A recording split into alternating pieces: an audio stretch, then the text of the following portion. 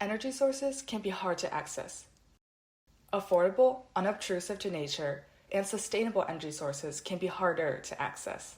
Introducing our newest wind energy harvesting device. Windbox, named after the idea that we are collecting wind energy, is comprised of a system of piezo vibration sensors that form the leaves of this artificial tree and generate electricity from vibrations caused by wind. There's also an energy storage system that can power many applications, including lights and power banks pedestrians can use to charge their devices. So, what are piezo vibration sensors? Hi, my name is Chen, and I will be talking about the piezoelectric vibration sensors we use to harvest energy.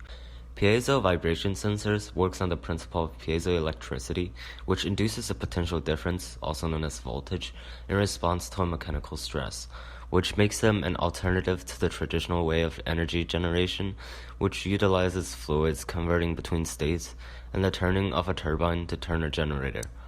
But the combined potential of many of these sensors is sufficient for many uses. This is especially influential considering how the energy input comes entirely from the wind, which is everywhere and is completely passive. Hi, my name is Chen, and I will be talking about how we understood our energy source, the wind. This shown is a wind tunnel. The fan draws in wind from the right, so the wind is blowing to the left, and our test area is in the middle. We used the wind tunnel to simulate light to moderate breezes from outside. We measured wind speed using a pedostatic tube, which accomplishes this by utilizing pressure differences. All of this equipment and gathered data allowed us to set up a controlled environment to develop our sensors.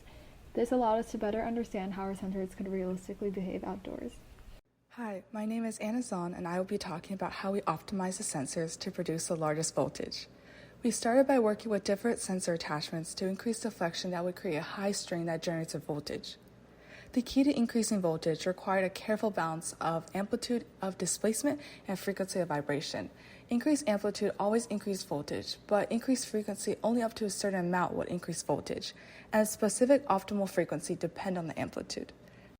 This was the final structure that was able to move with a frequency and amplitude that complemented each other. My name is Kwasi, and I will be talking about how we stored the energy produced by the vibration sensor. The vibration sensor generates alternating current, or AC. My job was to convert the AC input from the vibration sensor into DC output.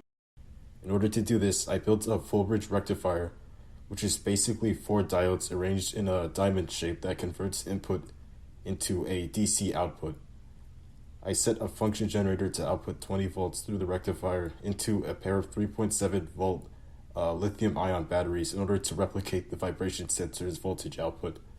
It successfully increased the voltage of the batteries. I knew that the rectifier worked properly, and I could use it for the vibration sensor. I connected it to the rectifier and increased the voltage, and I was able to increase the voltage by about 0.054 volts within 20 minutes.